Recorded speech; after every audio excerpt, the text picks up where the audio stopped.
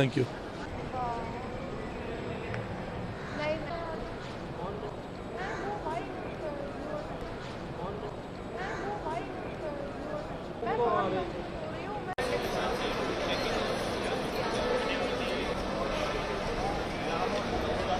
Dubai के अंदर मेरे ख्याल में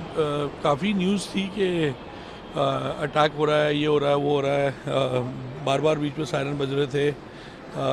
लेकिन जो मेरे हिसाब से हुआ वहाँ पे ड्रोन अटैक्स हो रहे थे। और जैसे कि हमने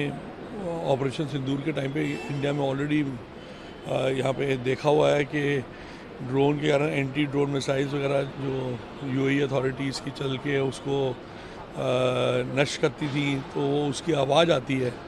तो वो जो आवाज़ थी उसके कारण काफ़ी वहाँ पे उसको लेके काफ़ी ज़्यादा आई वुड से दहशत टाइप माहौल था, क्योंकि सारे लोग उसको पहली बार एक्सपीरियंस कर रहे थे, तो उनको ये लगता था कि मिसाइल आ गई है। पर मेरे ख्याल में वो ड्रोन्स थे जिसको एंटी ड्रोन मिसाइल्स उनका जो भी सिस्टम है उसको वो डिस्ट्रॉय करता था, और उसका जो डेबरी गिरता था तो वो डेबरी को लेके फिर सारे लोग बहुत ज़्यादा और ज़्यादा डर जाते थे। तो हमने एज इंडियंस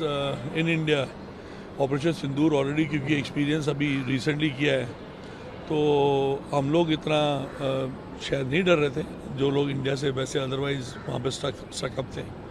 पर लोकल वहाँ पे लोगों में काफ़ी दहशत थी। सर, पीएम ने हाल फिलहाल में यूएई के शेख मोहम्मद को भी कहा कि उनका धन्यवाद जताया कि उन्होंने इंडियंस को वहाँ पे इवैक्यूएट किया, इंडियंस का खास ध्यान रखा। तो क्या कुछ इवैक्यूएशन वहाँ पे देखने को मिला, या कैसे मतलब इंडियंस को कुछ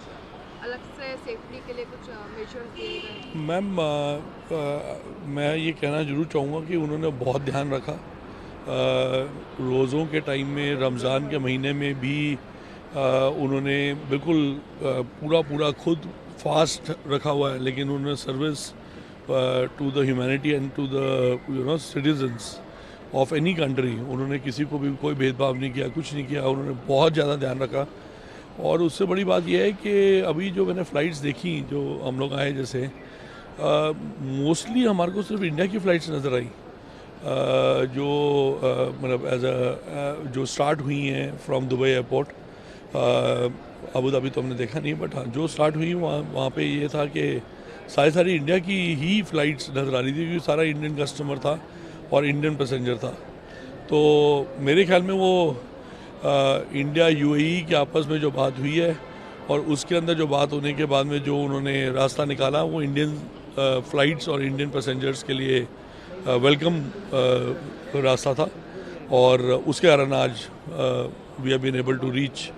आवर होम्स। बहुत अच्छा माहौल है वहाँ पे, कुछ भी नहीं है यहाँ जैसे दिल्ली में है वैसे ही माहौल है वहाँ पे। तो इंटरनेशनल जिस तरीके से इस समय हालात बने हुए नहीं, बहुत अच्छे हालात, कोई खराब नहीं है वहाँ पे, कोई खराब नहीं है हालात, बहुत अच्छे हैं, मालूम ही नहीं किसी को क्या हो रहा है।